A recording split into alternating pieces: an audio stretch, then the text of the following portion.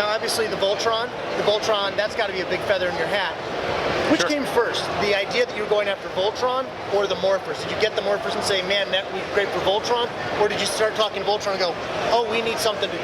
Well, we knew Morphers were something that we were going to do before we ever released Series 1. I mean, that was always on the agenda to do that. Voltron,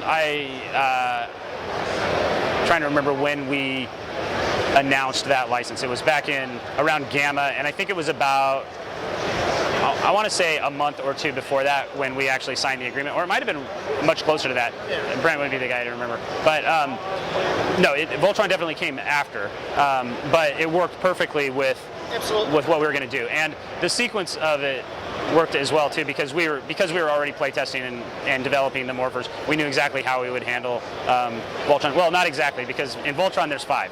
Right? So. Can you tell us how? Can I tell you how? Can you tell you how you're going to fit 5 lions on 4 bases? I don't remember. It doesn't work quite exactly the same way, and I think that we had to do. We may have had to create a separate classification of Morpher. Okay. And again, this is a question for Eric because he's the one doing the development on the game. Well, as that gets closer, we'll definitely do a conversation with him. Right. We when we did the Morphers for Series 3, we went with 4 because we liked the idea of them fitting in the nice, neat block of 4 squares. With Voltron, we had to do it with 5 because otherwise it wouldn't be Voltron. And so we either amended the rule or created a new one for Morphers with 5 figures. As a fan, let me tell you, I appreciate that. There was speculation that we'd see 2 lions on 1 base or something. No, that wouldn't be Voltron. Cool. Are there? Obviously, you can't tell us anything that you haven't announced, but are there other licenses under advisement? Are you working towards it? I mean, you're always.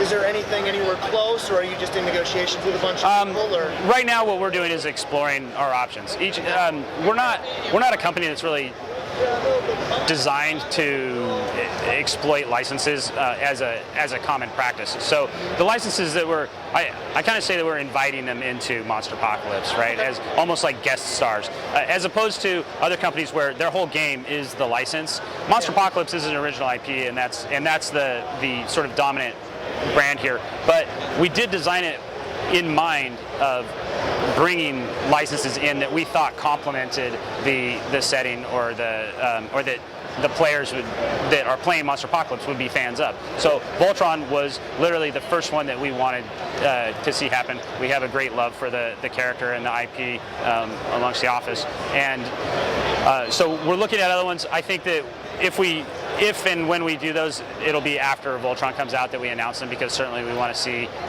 how that performs. Gotcha.